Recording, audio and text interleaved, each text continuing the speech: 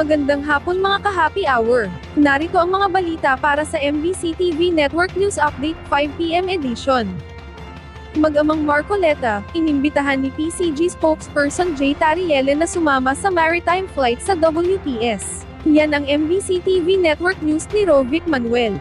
Inimbitahan ni Philippine Coast Guard spokesperson for the West Philippine Sea Commodore Jay Tarielle si Senator Rodante Marcoleta na sumama sa isang Maritime Domain Awareness o MDA flight patungong Kalayaan Island Group o KIG. Sa isang post sa X na dating Twitter, sinabi ni Tarielle na ang naturang imbitasyon ay magbibigay daan sa senador na manindigan para sa ating karapatan sa West Philippine Sea. Ayon pa dito, bigyan umano ng pagkakataon si Marcoleta na samahan ang kasundaluhan sa pagpapatrolya sa KIG. Kasunod ito ng naging kontrobersyal na pahayag ng senador sa pagdinig ng Commissioner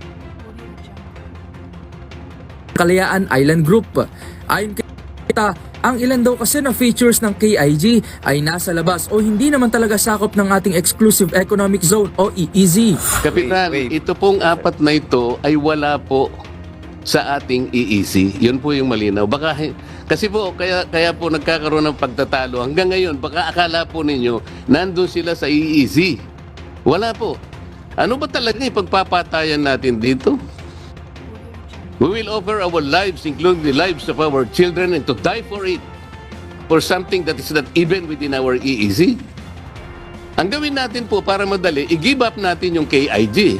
Then, mako-coordinate na natin lahat.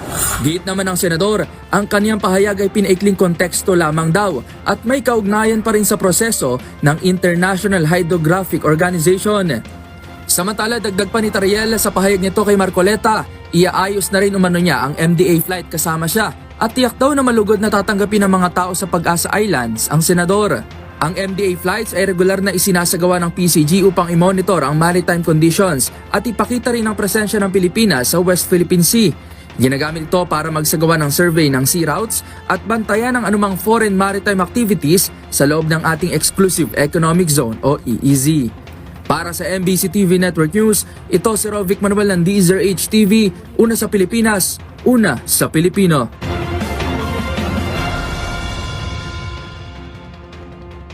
Samantala, populasyon ng Pilipinas noong 2024, umabot sa 112.7 milyon. Umabot sa 112.7 milyon ang kabuuang populasyon ng Pilipinas noong 2024. Ayon kay Undersecretary Lisa Grace Bersales, Executive Director ng Commission on Population and Development, batay ito sa census ng Philippine Statistics Authority sa naturang taon. Paliwanag niya, kabilang ang Calabarzon, NCR, at Region 3 sa mga lugar na may pinakamalaking populasyon, habang ang Cordillera Administrative Region naman ang nakapagtala ng pinakamababang bilang. Tayo po as of census ng PSA noong 2024, 112.7 million. Ganon tayo karami.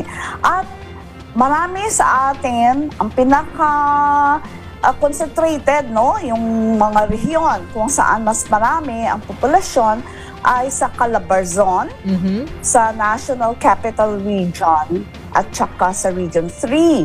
So yung magkakatabing region dito sa atin, sa Luzon.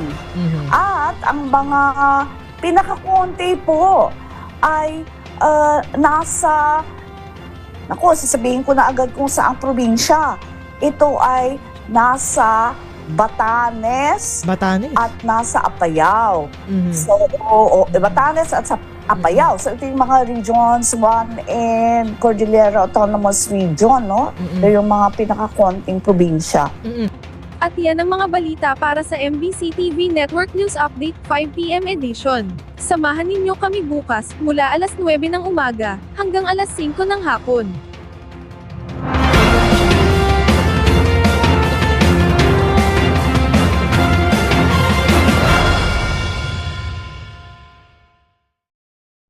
Mga ka-happy hour, kung gusto mong manood ang mga balita sa MBC TV Network News Update, mag-subscribe sa aming YouTube channel, i-like ang aming Facebook page, at i-follow sa aming TikTok account.